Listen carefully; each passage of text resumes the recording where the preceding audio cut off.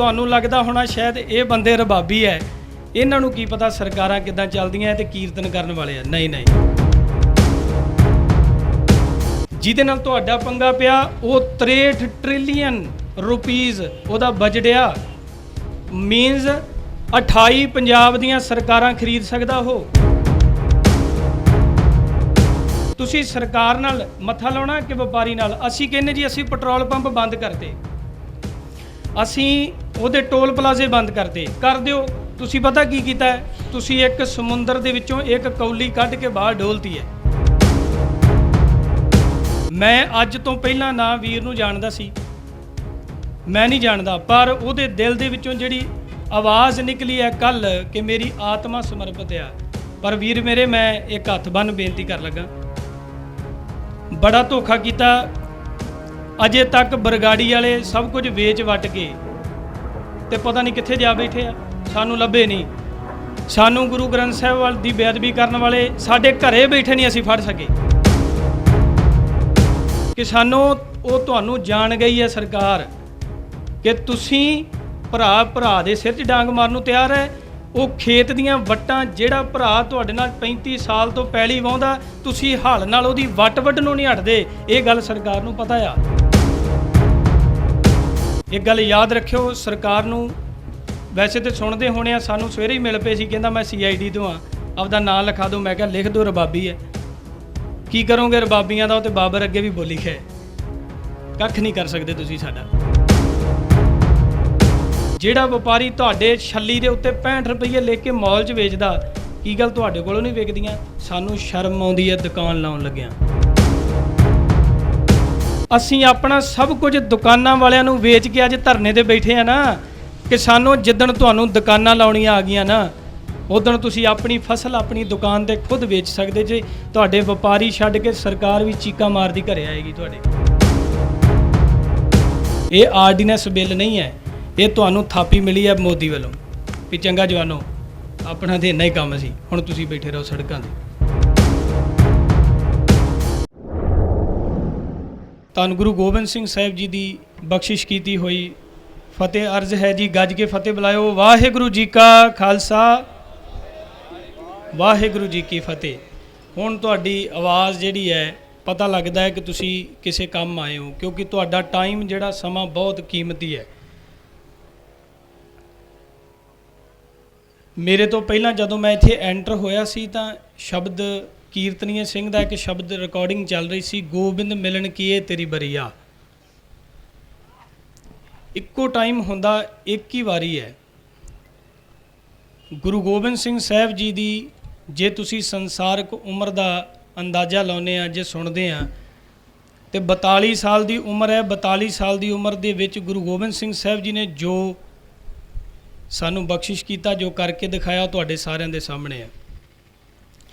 असीं शब्द नाद कीर्तनी जथे वल्लों असीं रबाबी सिंह हाँ, जो तुसी सानू अज कीर्तन करदिआं देखना है। असीं उही परंपरा जिहड़ी सानू गुरु साहिबाना ने दिती है, रबाब है, सरंदा है, दिलरुबा है, जोड़ी है, जिहड़े साज सानू गुरुआं ने बख्शिश कीते, सानू स्पैशली उहदे तो चार्ज मिलदा आ कि ये रबाब बगदाद विच वजी है, ये रबाब बाबर के खिलाफ वजी है, ये रबाब आनंदपुर साहिब के किले दे विच जालमां के खिलाफ वजी है।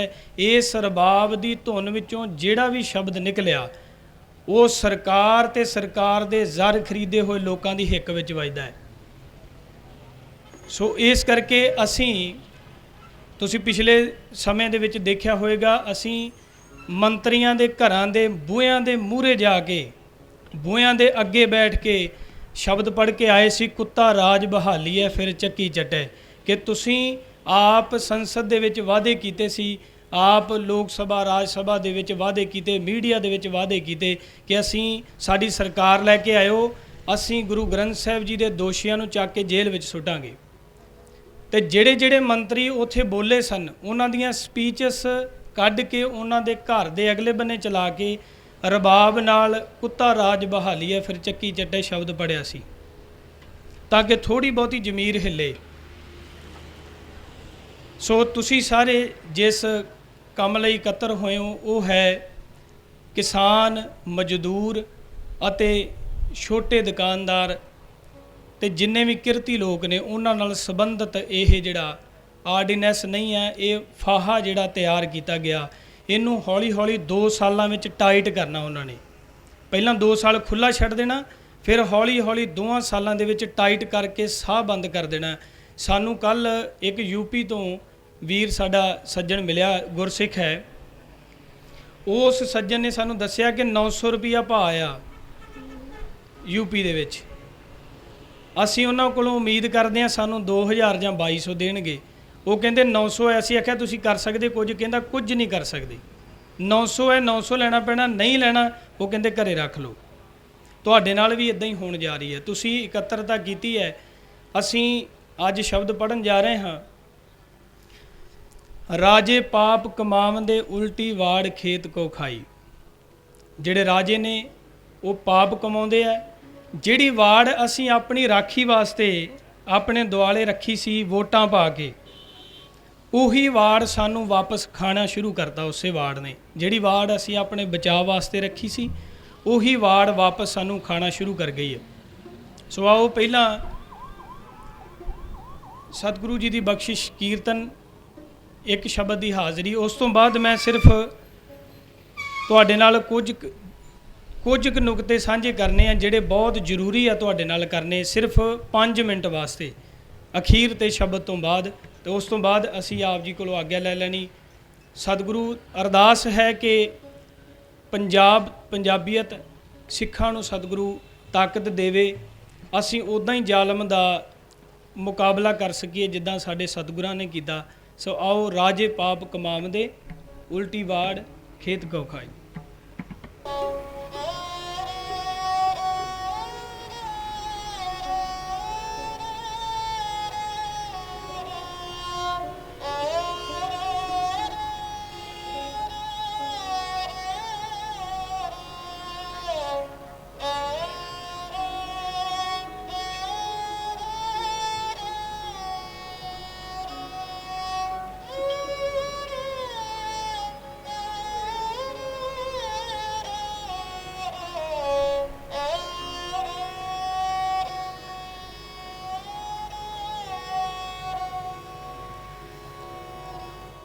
ਵਾਹਿਗੁਰੂ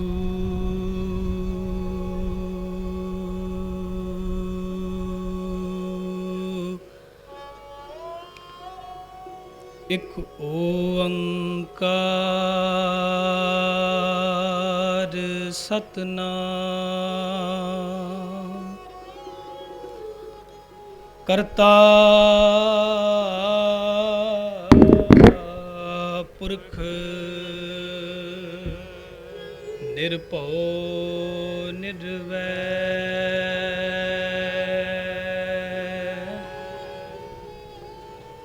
ਅਕਾਲ ਮੂਰਤ ਆਜੂਨੀ ਸੈਭੰ ਗੁਰ ਪ੍ਰਸਾਦ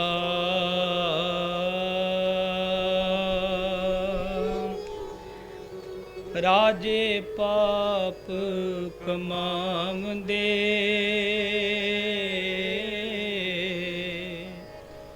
ਉਲਟੀ ਵਾੜ ਖੇਤ ਕੋ ਖਾਈ।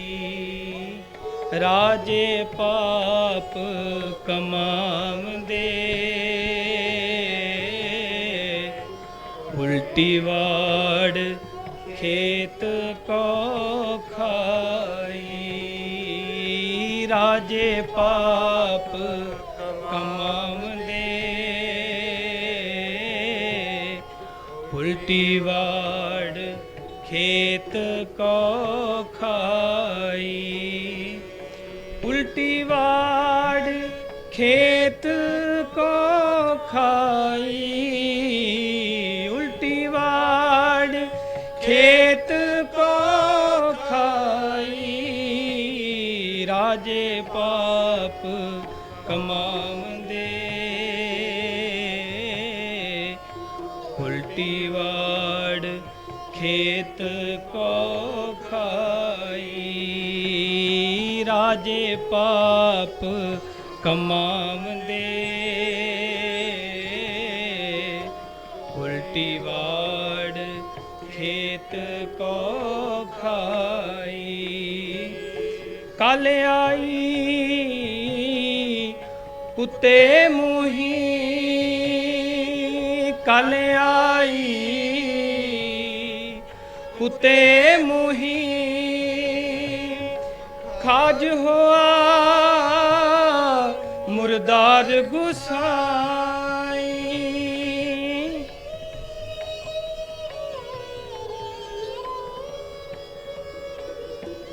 ਖਾਜ ਹੋਆ ਮੁਰਦਾਰ ਗੁਸਾਈ। ਰਾਜੇ ਪਾਪ ਕਮਾਵੰਦੇ, ਰਾਜੇ ਪਾਪ ਕਮਾਵੰਦੇ, ਰਾਜੇ ਪਾਪ ਕਮਾਵੰਦੇ, ਉਲਟੀ ਵਾੜ ਖੇਤ ਕੋ ਖਾਈ। ਉਲਟੀ ਵਾੜ ਖੇਤ ਕੋ ਖਾਈ। ਰਾਜੇ ਪਾਪ ਕਮਾਵੰਦੇ, ਉਲਟੀ ਵਾੜ ਖੇਤ ਕੋ ਖਾਈ। ਰਾਜੇ ਪਾਪ ਕਮਾਵੰਦੇ, ਉਲਟੀ ਵਾੜ ਖੇਤ ਕੋ ਖਾਈ।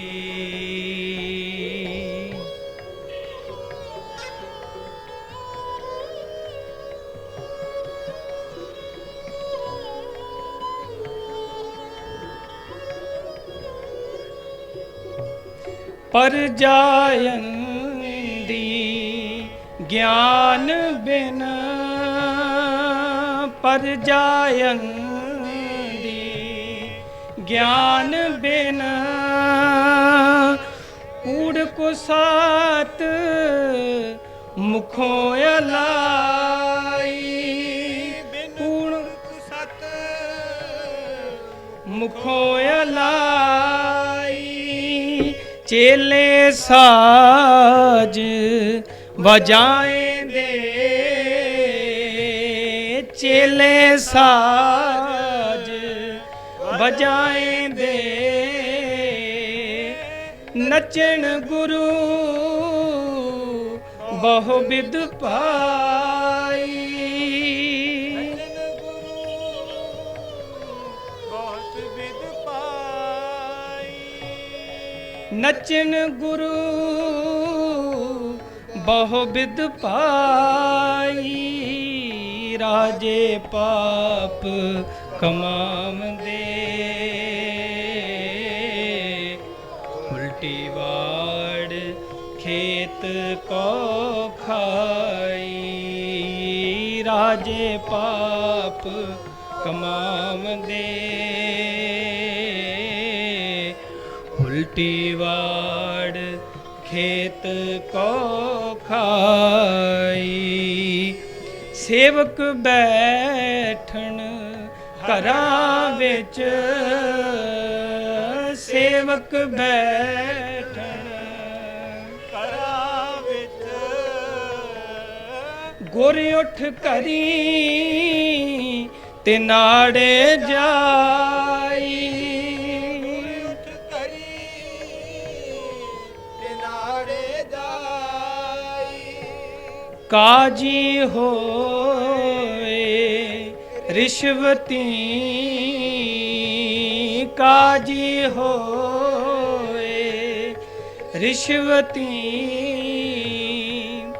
ਵੱਡੀ ਲੈ ਕੇ ਹੱਕ ਗਵਾਈ। ਵੱਡੀ ਲੈ ਕੇ ਹੱਕ ਗਵਾਈ।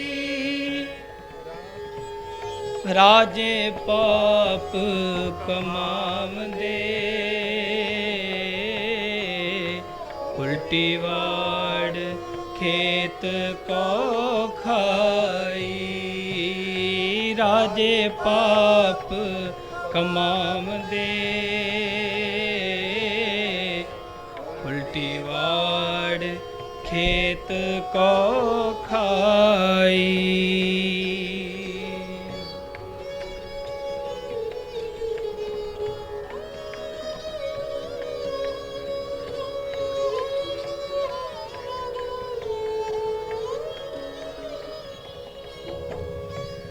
ਵਰਤਿਆ ਪਾਪ ਸਬਸ ਜਗ ਮਾਹੀ, ਵਰਤਿਆ ਪਾਪ ਸਬਸ ਜਗ ਮਾਹੀ, ਵਰਤਿਆ ਪਾਪ ਸਬਸ ਜਗ ਮਾਹੀ, ਵਰਤਿਆ ਪਾਪ ਸਬਸ ਜਗ ਮਾਹੀ। ਇਸਤਰੀ ਪੁਰਖੈ ਦਾਮ ਹਿਤ, ਭਾਵੇਂ ਆਵੇ ਕਿਥਾਉ ਜਾਈ, ਵਰਤਿਆ ਪਾਪ ਸਬਸ ਜਗ ਮਾਹੀ। ਰਾਜੇਸ਼ੀ ਮੁਕੱਦਮ ਕੁੱਤੇ, ਜਾਏ ਜਗਾਇਨ ਬੈਠੇ ਸੁਤੇ, ਰਾਜੇ ਪਾਪ ਕਮਾਵੰਦੇ, ਉਲਟੀ ਵਾੜ ਖੇਤ ਕੋ ਖਾਈ। ਰਾਜੇਸ਼ੀ ਮੁਕੱਦਮ ਕੁੱਤੇ, ਜਾਏ ਜਗਾਇਨ ਬੈਠੇ ਸੁਤੇ, ਕੁੱਤਾ ਰਾਜ ਬਹਾਲੀਐ ਫਿਰ ਚੱਕੀ ਚੱਟੈ, ਸੱਪੀ ਦੁੱਧ ਪਿਆਈਐ ਵੇ ਮੂੰਹੋਂ ਸੁੱਟੈ, ਕੁੱਤਾ ਰਾਜ ਬਹਾਲੀਐ ਫਿਰ ਚੱਕੀ ਚੱਟੈ, ਸੱਪੀ ਦੁੱਧ ਪਿਆਈਐ ਵੇਹ ਮੂੰਹੋਂ ਸੁੱਟੈ, ਵਰਤਿਆ ਪਾਪ ਸਬਸ ਜਗ ਮਾਹੀ, ਵਰਤਿਆ ਪਾਪ ਸਬਸ ਜਗ ਮਾਹੀ, ਵਰਤਿਆ ਪਾਪ ਸਬਸ ਜਗ ਮਾਹੀ, ਵਰਤਿਆ ਪਾਪ ਸਬਸ ਜਗ ਮਾਹੀ। ਰਾਜੇ ਪਾਪ ਕਮਾਵੰਦੇ, ਉਲਟੀ ਵਾੜ ਖੇਤ ਕੋ ਖਾਈ।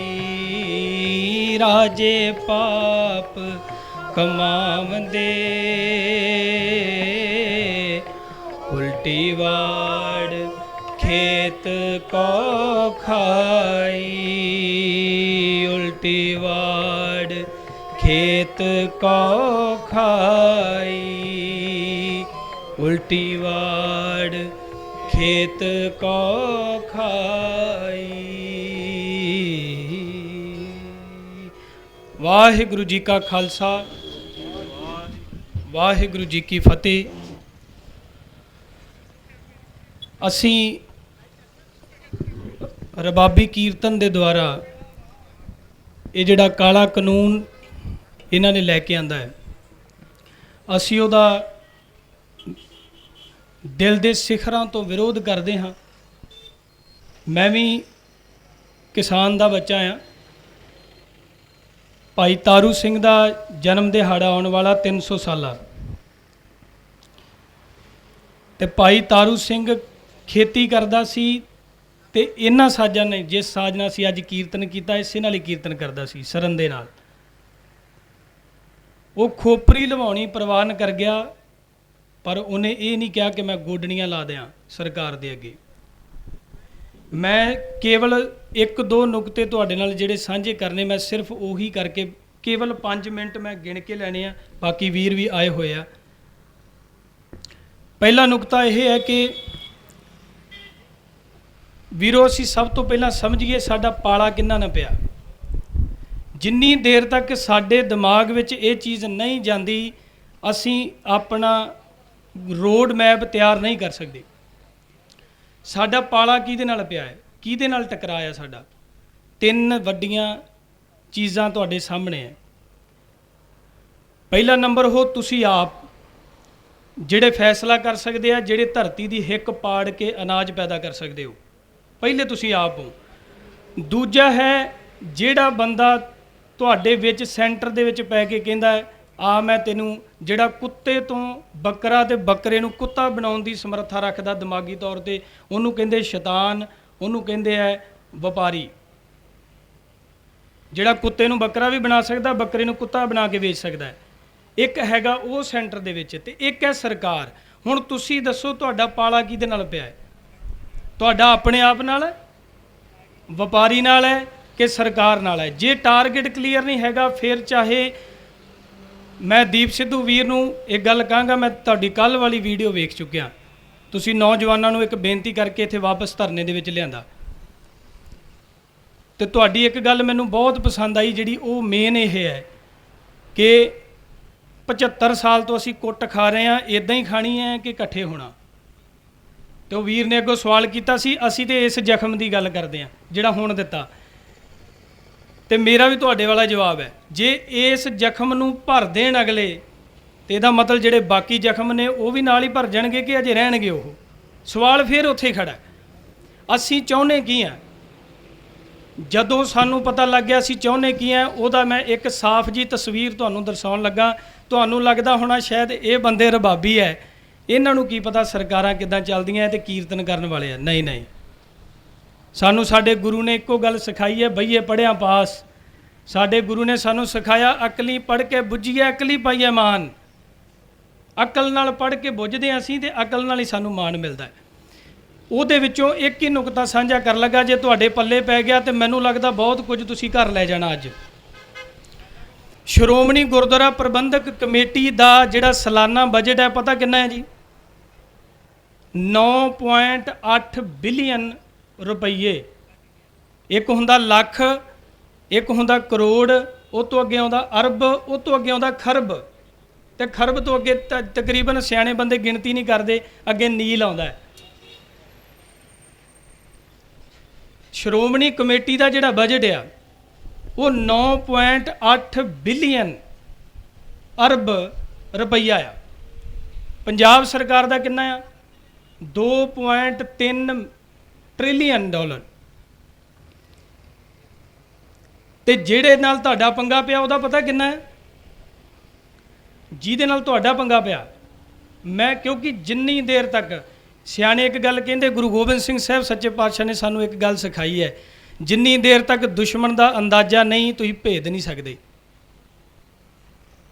ਦੁਸ਼ਮਣ ਨੂੰ ਇਹ ਅੰਦਾਜ਼ਾ ਕਰਾਓ ਕਿ ਜਿਹੜੇ ਅੰਦਰ 40 ਬੈਠੇ ਉਹ 40,000 ਆ, ਤੇ ਫਿਰ ਤੁਸੀਂ ਜੰਗ ਜਿੱਤ ਸਕਦੇ ਆ। ਅੰਦਰ ਜਿਹੜੇ 40 ਬੈਠੇ ਆ ਨਾ, ਜਦੋਂ ਜਕਾਰਾ ਛੱਡਣਗੇ ਇੱਕੋ ਆਵਾਜ਼ ਦੇ ਵਿੱਚ, ਤੇ ਸੂਈਆ ਕਹੇਗਾ ਮੈਨੂੰ ਐ ਲੱਗਦਾ ਸੀ 40 ਆ, ਪਰ ਨਹੀਂ, ਆਵਾਜ਼ 40,000 ਦੀ ਆਈ ਹੈ। ਤੁਸੀਂ 40 ਬੈਠੇ, ਕੋਈ ਗੱਲ ਨਹੀਂ, ਬਹਿ ਜਾਓ, ਪਰ ਤੁਹਾਡੀ ਆਵਾਜ਼ ਦਾ ਜਕਾਰਾ, ਮੈਂ ਇਸੇ ਕਰਕੇ ਫਤਿਹ ਦੁਬਾਰਾ ਬੁਲਵਾਈ ਸੀ। ਐਦਾਂ ਨਹੀਂ ਹੁੰਦੇ ਸੰਘਰਸ਼, ਅੱਗ ਬਲਦੀ ਰੱਖੋ ਅੰਦਰ। ਜਿਹਦੇ ਨਾਲ ਤੁਹਾਡਾ ਪੰਗਾ ਪਿਆ ਉਹ 63 ਟ੍ਰਿਲੀਅਨ ਰੁਪੀਜ਼ ਉਹਦਾ ਬਜਟ ਆ, ਮੀਨਸ 28 ਪੰਜਾਬ ਦੀਆਂ ਸਰਕਾਰਾਂ ਖਰੀਦ ਸਕਦਾ ਉਹ। ਜਿਹਦੇ ਨਾਲ ਤੁਹਾਡਾ ਪੰਗਾ ਪਿਆ 28 ਪੰਜਾਬ ਦੀਆਂ ਸਰਕਾਰਾਂ ਅਜੇ ਜਿਹੜੀਆਂ ਆਈਆਂ ਵੀ ਨਹੀਂ ਤੁਹਾਡੇ ਗਰਭ ਦੇ ਵਿੱਚ, ਉਹ 28 ਦੀਆਂ 28 ਖਰੀਦ ਕੇ ਤੁਹਾਡੇ ਤੇ ਰਾਜ ਕਰ ਸਕਦਾ। ਆ ਅਜੇ 15 ਸਾਲ, ਆ ਜਿਹੜੀਆਂ ਸਾਡੀਆਂ ਬਲਾਵਾਂ, ਦੋ ਪਿਓ ਪੁੱਤ, ਆ 15 ਸਾਲ ਨਹੀਂ ਅਜੇ ਮਗਰੋਂ ਲੱਥੇ, ਅਗਲੀ ਇੱਕ ਹੋਰ ਸਾਡੇ ਪੱਲੇ ਪਈ ਆ, ਤੇ ਜਿਹੜੀ ਅਗਲੀ ਬਣਨੀ ਆ ਉਹਦਾ ਬਜਟ ਉਸ 63 ਟ੍ਰਿਲੀਅਨ ਰੁਪੀਜ਼ ਵਾਲੇ ਨੇ ਤੈਅ ਕਰਨਾ ਕਿ ਪੰਜਾਬ 'ਚ ਸਰਕਾਰ ਕਿਹੜੀ ਬਣੇਗੀ। ਤੁਸੀਂ ਮੋਰਚੇ ਲਾਉਂਦੇ ਰਹਿ ਜਾਣਾ। ਇਸ ਕਰਕੇ ਸਭ ਤੋਂ ਪਹਿਲਾਂ ਤਾਕਤ ਤੁਸੀਂ ਸਰਕਾਰ ਨਾਲ ਮੱਥਾ ਲਾਉਣਾ ਕਿ ਵਪਾਰੀ ਨਾਲ? ਅਸੀਂ ਕਹਿੰਦੇ ਜੀ ਅਸੀਂ ਪੈਟਰੋਲ ਪੰਪ ਬੰਦ ਕਰਤੇ, ਅਸੀਂ ਉਹਦੇ ਟੋਲ ਪਲਾਜ਼ੇ ਬੰਦ ਕਰਤੇ। ਕਰ ਦਿਓ। ਤੁਸੀਂ ਪਤਾ ਕੀ ਕੀਤਾ ਹੈ? ਤੁਸੀਂ ਇੱਕ ਸਮੁੰਦਰ ਦੇ ਵਿੱਚੋਂ ਇੱਕ ਕੌਲੀ ਕੱਢ ਕੇ ਬਾਹਰ ਡੋਲਤੀ ਹੈ।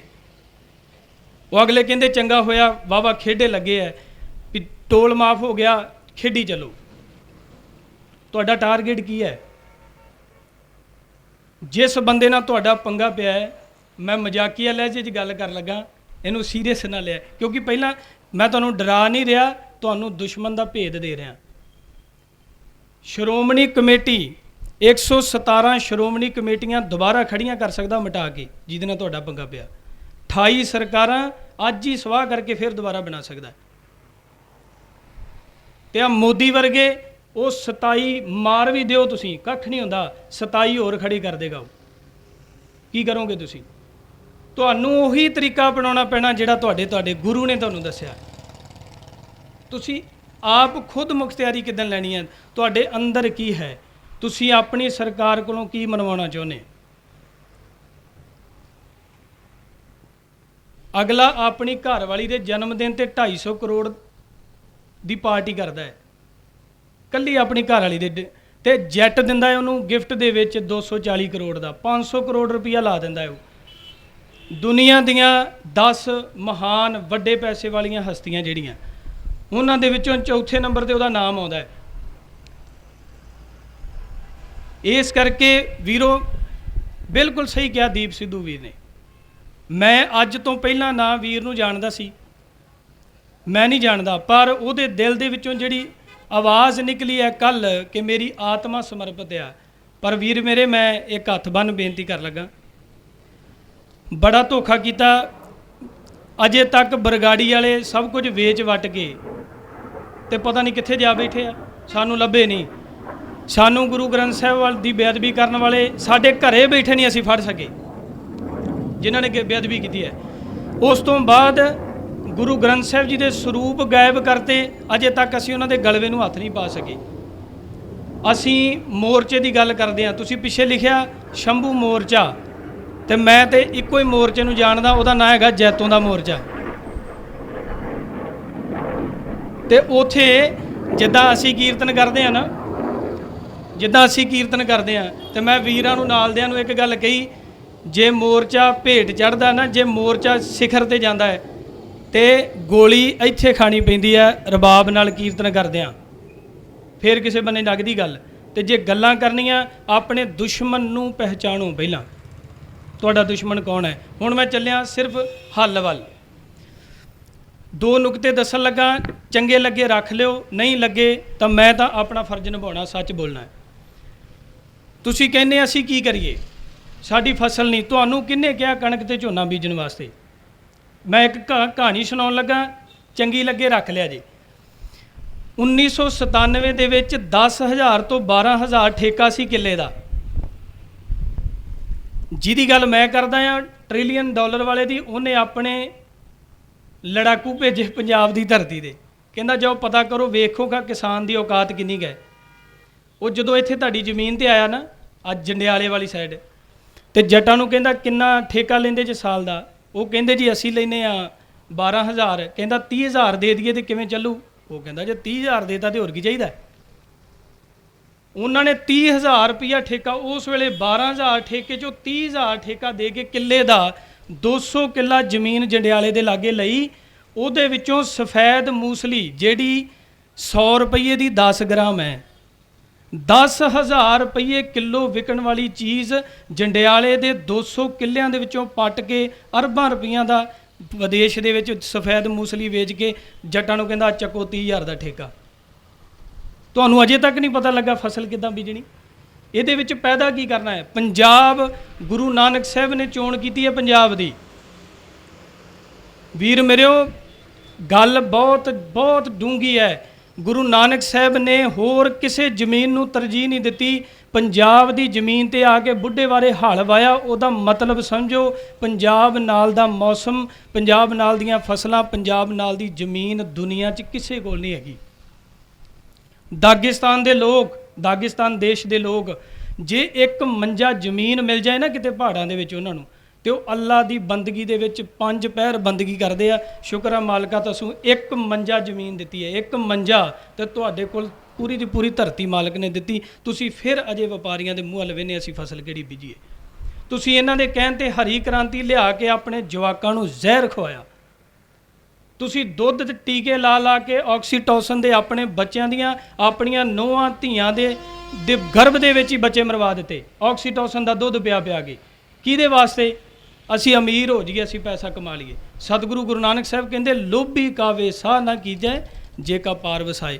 ਲੋਭੀ ਦਾ ਵਿਸਾਹ ਨਾ ਕਰਿਓ, ਉਹ ਆਪ ਵੀ ਮਰੇਗਾ, ਤੁਹਾਨੂੰ ਮਰਵੇਗਾ। ਤੋ ਵੀਰ ਮੇਰਿਓ, ਅਗਲਾ ਨੁਕਤਾ, ਕਰਜ਼ਾ ਬੜਾ ਜੀ ਪੰਜਾਬ ਦੇ ਕਿਸਾਨ ਦੇ।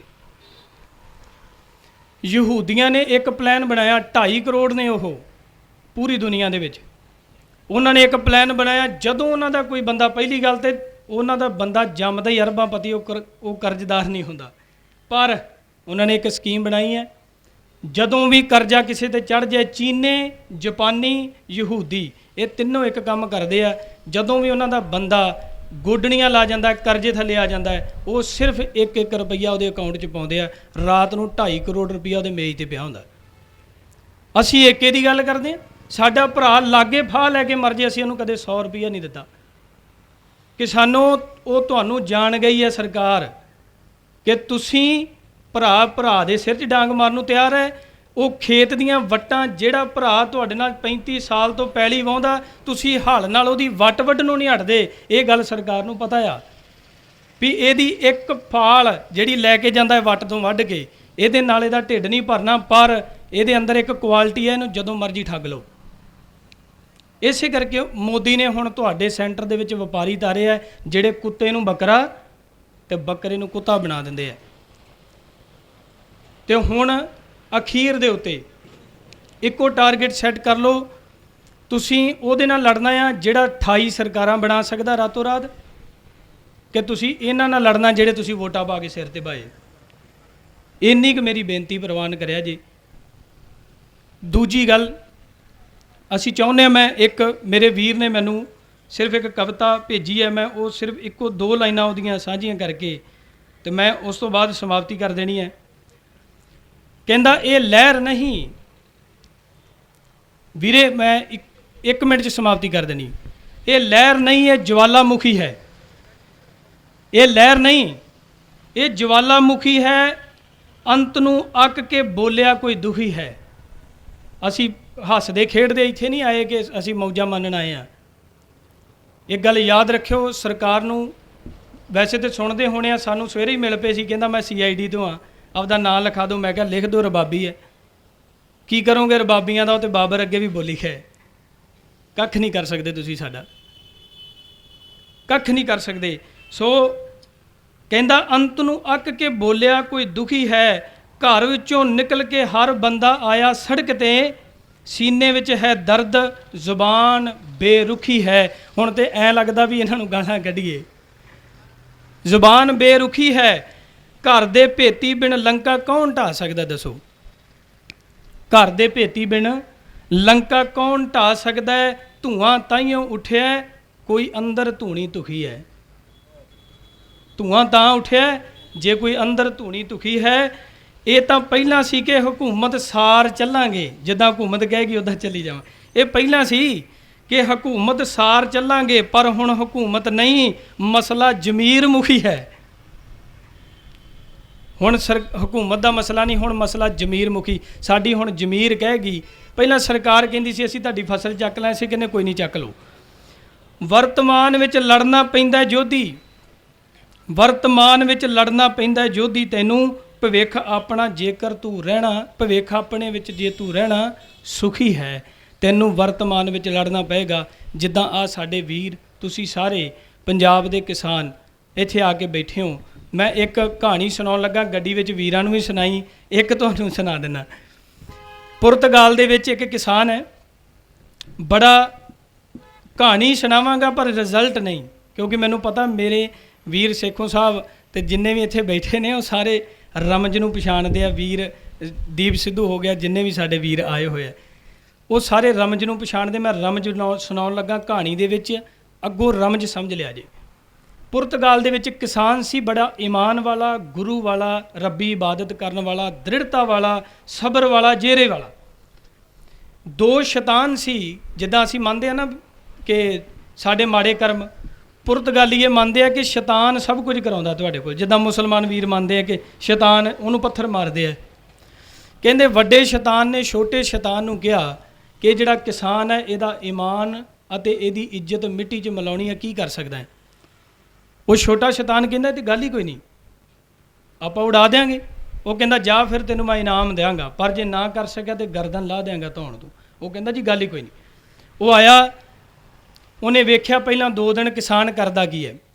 ਉਹਨਾਂ ਦੇ ਪੁਰਤਗਾਲ ਦੇ ਵਿੱਚ ਘੋੜਿਆਂ ਨਾਲ ਖੇਤੀ ਕਰਦੇ ਆ।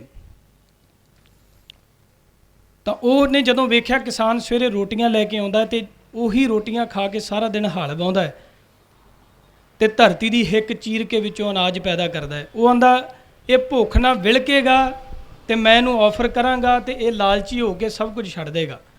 ਉਸ ਸ਼ੈਤਾਨ ਨੇ ਉਹਦੇ ਹੈਟ ਵਿੱਚ, ਜਿਹੜਾ ਸਿਰ ਤੋਂ ਟੋਪੀ ਲਾਈ ਸੀ, ਉਸ ਹੈਟ ਵਿੱਚ ਪਈਆਂ ਹੋਈਆਂ ਦੋਵੇਂ ਰੋਟੀਆਂ ਪੋਣੇ ਵਿੱਚੋਂ ਚੱਕ ਲਈਆਂ ਅਤੇ ਗਾਇਬ ਕਰਤੀਆਂ, ਸੁੱਟਤੀਆਂ।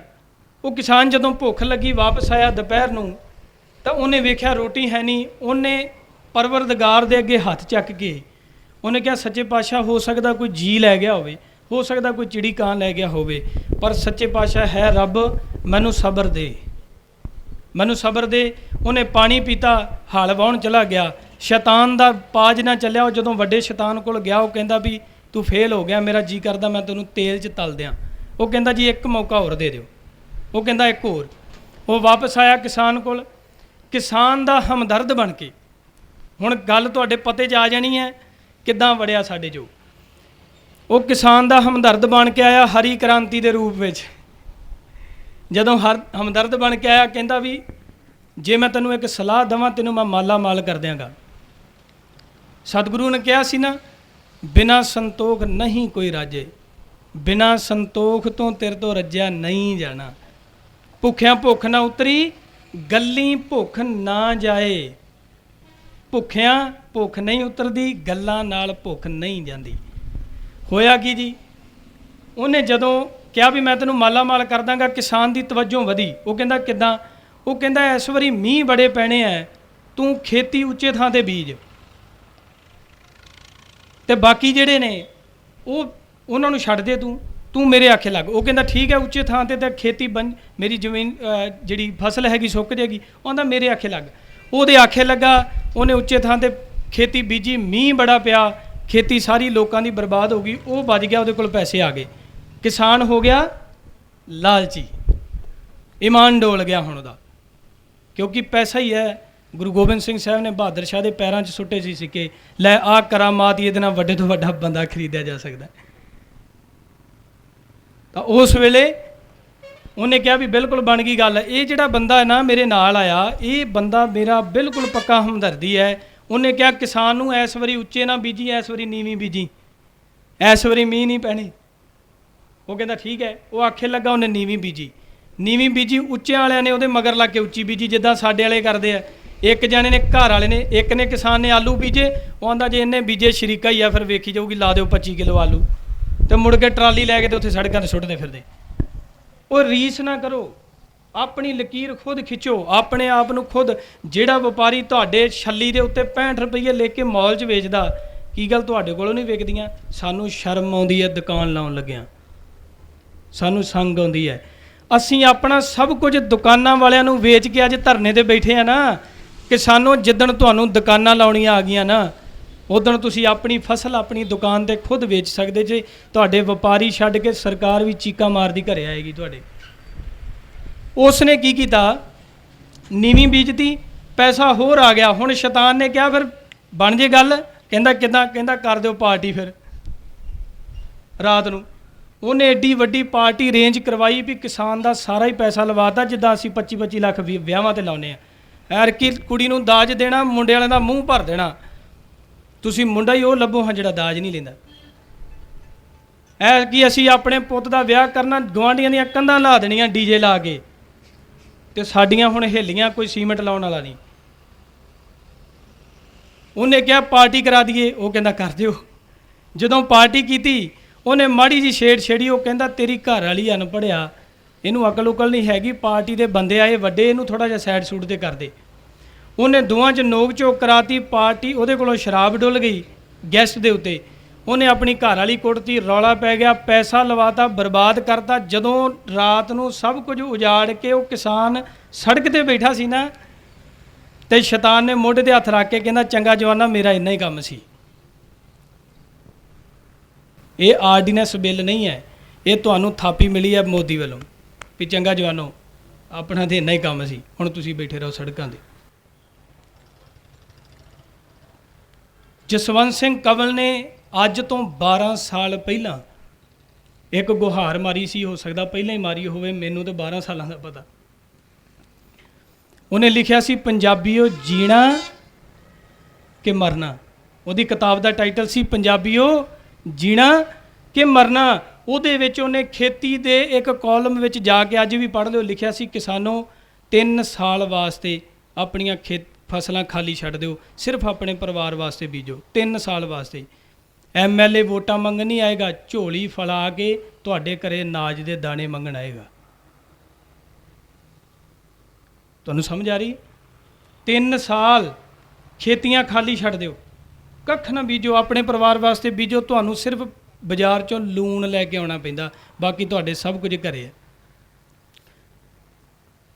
ਤੇ ਝੋਲੀਆਂ ਅੱਡ ਕੇ MLA, ਜਿੰਨਾ ਅੱਗੇ ਤੁਸੀਂ ਅੱਜ ਕਹਿੰਦੇ ਨਾ MLA ਇੱਥੇ ਆਵੇ ਸਾਡੇ ਨਾਲ ਗੱਲ ਕਰਨ, ਨਹੀਂ, ਤੁਸੀਂ ਆਪਣੇ ਘਰੇ AC 'ਚ ਬੈਠੇ ਹੋ, MLA ਉੱਥੇ ਆਏਗਾ ਕਿ ਭਾਈ ਕਰ ਦਿਓ ਕਿਰਪਾ, ਅਨਾਜ ਬੀਜ ਦਿਓ, ਮਰ ਚੱਲੇ ਭੁੱਖੇ। ਉਹਨੂੰ ਕਹਿੰਦੇ ਨਹੀਂ ਭਾਈ, ਟਾਈਮ ਨਹੀਂ ਹੈਗਾ, ਜਦੋਂ ਹੋਏਗਾ ਵੇਖਾਂਗੇ। ਇਹ ਸਾਡਾ ਐਟੀਟਿਊਡ ਚਾਹੀਦਾ ਸੀ, ਅਸੀਂ ਉਹਨਾਂ ਦਾ ਐਟੀਟਿਊਡ ਚੱਲਦੇ ਫਿਰਦੇ ਹਾਂ। ਸੋ ਇਸ ਕਰਕੇ ਵੀਰੋ ਬੇਨਤੀ ਹੈ, ਆਪਣੇ ਦੁਸ਼ਮਣ ਨੂੰ ਪਹਿਚਾਣੋ।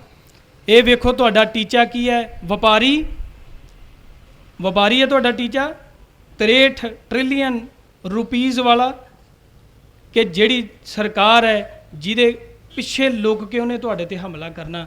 ਹੁਣ ਤੁਸੀਂ ਵੇਖੋ ਵੀ ਸਰਕਾਰ ਠੋਕਣੀ ਹੈ ਕਿ ਉਹ ਵਪਾਰੀ ਠੋਕਣਾ। ਜੇ ਵਪਾਰੀ ਠੋਕਣਾ ਹੈ ਤੇ ਮੈਂ ਪਹਿਲਾਂ ਕਹਿਤਾ 28 ਪੰਜਾਬ ਦੀਆਂ ਸਰਕਾਰਾਂ ਅੱਜ ਹੀ ਬਣਾ ਸਕਦਾ ਉਹ,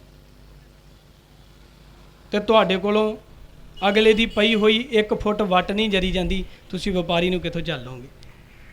ਤੋ ਮੇਰੇ ਵੀਰੋ, ਆਰਗੈਨਿਕ ਬੀਜੋ, ਆਪਣੇ ਪਰਿਵਾਰ ਵਾਸਤੇ ਘੱਟੋ ਘੱਟ ਜ਼ਹਿਰ ਰਹਿਤ ਖੇਤੀ ਕਰੋ, ਆਪਣੇ ਆਪ ਨੂੰ ਬਚਾਓ। ਕਿਸਾਨੋ ਤੁਹਾਡੇ ਕੋਲ ਬਹੁਤ ਕੁਝ ਆ, ਤੁਸੀਂ ਸੋਨੇ ਦੀ ਚਿੜੀ ਐਵੇਂ ਨਹੀਂ ਸੀ ਕਹਿੰਦੇ, ਸੋਨਾ ਉਗਾ ਸਕਦੇ ਆ ਧਰਤੀ ਦੇ ਵਿੱਚ ਤੁਸੀਂ, ਸੋਨਾ।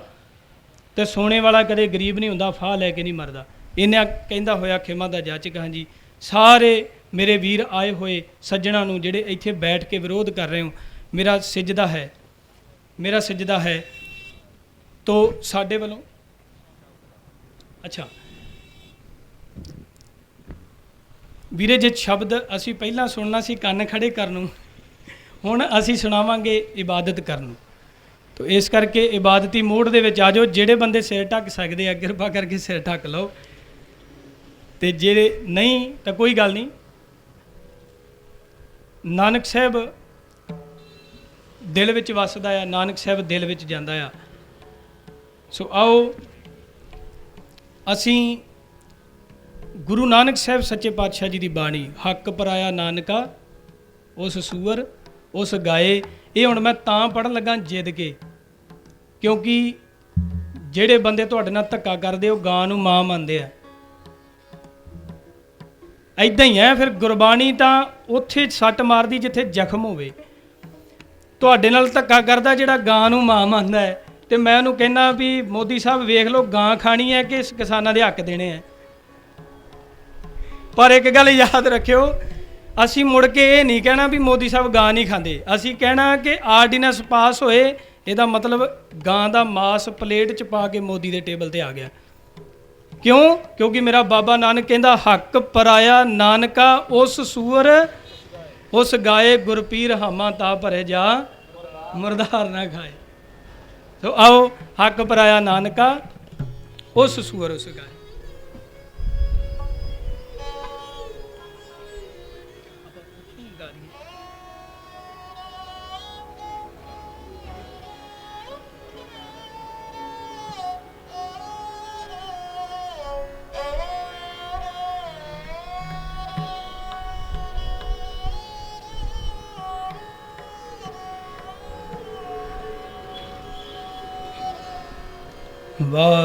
ਵਾਹਿਗੁਰੂ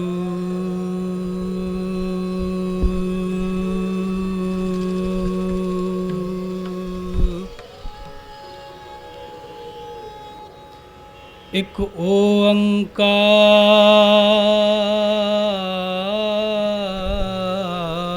ਸਤਨਾਮ ਕਰਤਾ ਪੁਰਖ ਨਿਰਭਉ ਨਿਰਵੈਰ ਅਕਾਲ ਮੂਰਤ ਅਜੂਨੀ ਸੈਭੰ।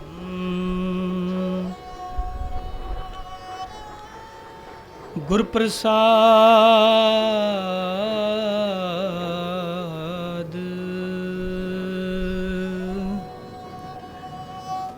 ਹਕ ਪਰਾਇਆ ਨਾਨਕਾ ਹਕ ਪਰਾਇਆ ਨਾਨਕਾ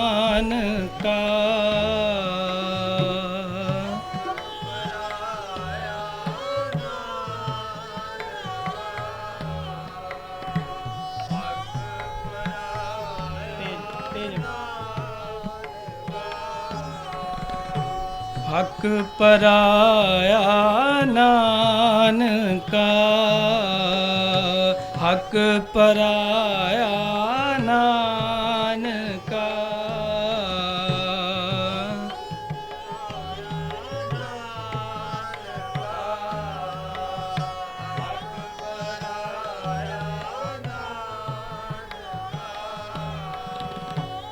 ਉਸ ਸੂਰ ਉਸ ਗਾਏ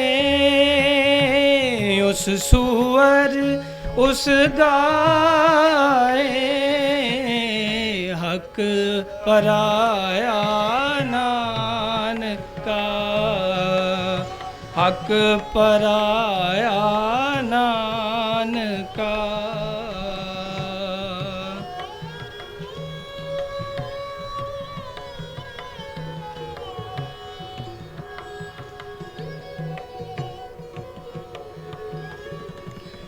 ਗੁਰ ਪੀਰ ਹਾਮਾ ਤਾਂ ਪਰੇ ਗੁਰ ਪੀਰ ਹਾਮਾ ਤਾਂ ਪਰੇ ਜਾ ਮੁਰਦਾਰ ਨਾ ਖਾਏ ਜਾ ਮੁਰਦਾਰ ਨਾ ਖਾਏ ਹਕ ਪਰਾਇਆ ਨਾਨਕਾ ਹਕ ਪਰਾਇਆ ਨਾਨਕਾ ਉਸ ਸੂਰ ਉਸ ਗਾਏ ਉਸ ਸੂਰ ਹਕ ਪਰਾਇਆ ਨਾਨਕਾ ਹਕ ਪਰਾਇਆ ਨਾਨਕਾ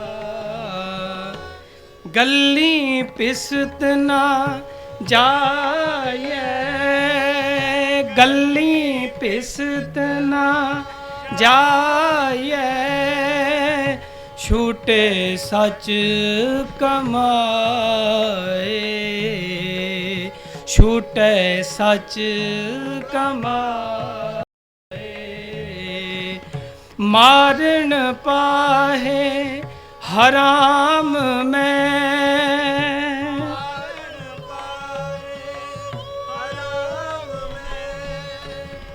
ਮਾਰਨ ਪਾਹੇ ਹਰਾਮ ਮੈਂ ਹੋਏ ਹਲਾਲ ਨਾ ਜਾਏ ਹੋਏ ਹਲਾਲ ਨਾ ਜਾਏ ਹਕ ਪਰਾਇਆ ਨਾਨਕਾ ਹਕ ਪਰਾਇਆ ਨਾਨਕਾ ਉਸ ਸੂਰ ਉਸ ਗਾਏ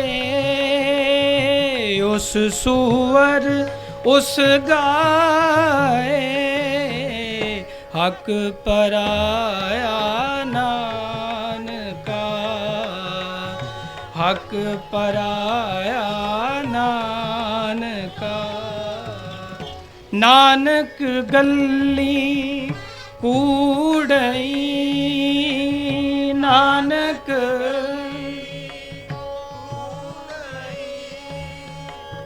ਨਾਨਕ ਗੱਲੀ ਕੂੜਈ ਨਾਨਕ ਗੱਲੀ ਨਾਨਕ ਗੱਲੀ ਕੂੜਈ ਗੱਲੀ ਅਸੀਂ ਚੰਗੀਆਂ ਆਚਾਰੀ ਬੁਰੀਆਂ गल्ली असी चंगियां आचारी बुरियां मनुख सुधा कालियां बारों चिटवियां मनुख सुधा कालियां बारों चिटवियां रीसा करे तिनाड़ियां जो सेवे दर खड़ियां गल्ली असी चंगियां आचारी बुरियां नानक गल्ली कूड़ई नानक गल्ली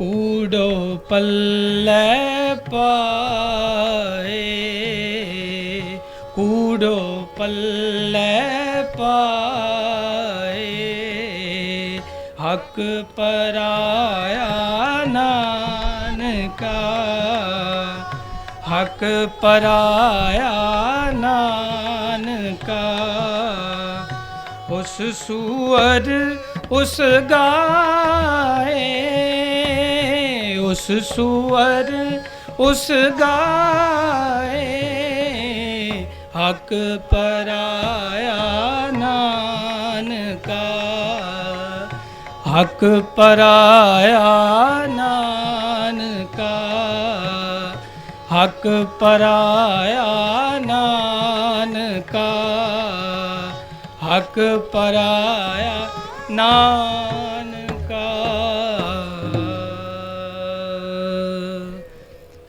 इतनी हाज़री बेनती प्रवान करनी जी। अखीर उत्ते मैं अपने गायक वीर अदाकार जिन्ने भी साडे समर्थन दे विच ने उन्हां नूं मैं इक्को अखीर उत्ते एक ही गल कहना चाहुंदा कि प्लीज़ किरपा करके हत्थ बन बेनती है इस मंच तो क्योंकि हुण सारे ही सुनना इस करके कल्ले कल्ले कोल जाण दी बजाए इत्थों ही हत्थ बन बेनती कर देना। वेखियो दुश्मन ताकतवर आ अपनी एकता ना गवाबिओ उन्हां प्रखच्चे उड़ा देने आ जे वो अपनी आई ते आए पर तुहाडी एकता हुई उस बाबे दे बंडल वांगू तीला तीला टुटण नालों चंगा बंडल बन जाओ अगला जोर ला के हंब के मर जाएगा पर टुटना नहीं। सो टुटिओ ना। दूजी बेनती है सभ्यक गाने गाओ जिन्ने गाने गाउने आ तुसी सभ्यक गाओ। अज तक जिन्ना तुसी मार लो कुट लो लै गए रफलां गोलियां आ स्टेज मैनू तो एक भी रफल नहीं दिसी इहदे जिथे हक लैण दी वारी उत्थे एक भी रफल नहीं दनालियां। तो मेरे जिन्ने भी वीर है गायक वो किरपा करके थोड़ा जिहा सावधान हो जाओ सभ्यक गाओ जिद्दां वीर सिंह कल वीर गा के गया सी सभ्यक गाओ सभ्यक ਜਿਹਦੇ ਨਾਲ ਤੁਹਾਡੇ ਮਾਂ ਭੈਣ ਧੀ ਨੂੰ ਸੁਣ ਲੱਗਿਆਂ ਸ਼ਰਮ ਨਾ ਆਵੇ। ਤੁਸੀਂ ਵੀ ਸਿਰ ਉੱਚਾ ਕਰਕੇ ਜੀਓ ਪੰਜਾਬੀਅਤ ਨੂੰ ਵੀ ਜੀਣ ਦਿਓ ਮੋਰਚੇ ਨੂੰ ਅੱਗੇ ਵਧਾਓ ਗਲਵਕੜੀ ਪਾਓ ਏਕਤਾ ਬਣਾਓ ਏਕਤਾ ਵਿੱਚ ਹੀ ਬਲ ਹੈ। ਵਾਹਿਗੁਰੂ ਜੀ ਕਾ ਖਾਲਸਾ ਨਹੀਂ ਇੱਦਾਂ ਨਹੀਂ ਆਨੰਦਪੁਰ ਸਾਹਿਬ ਵਾਲੀ ਫਤਿਹ ਹੋਣੀ ਚਾਹੀਦੀ ਗੱਜ ਕੇ ਫਤਿਹ ਬੁਲਾਓ ਵਾਹਿਗੁਰੂ ਜੀ ਕਾ ਖਾਲਸਾ ਵਾਹਿਗੁਰੂ ਜੀ ਕੀ ਫਤਿਹ।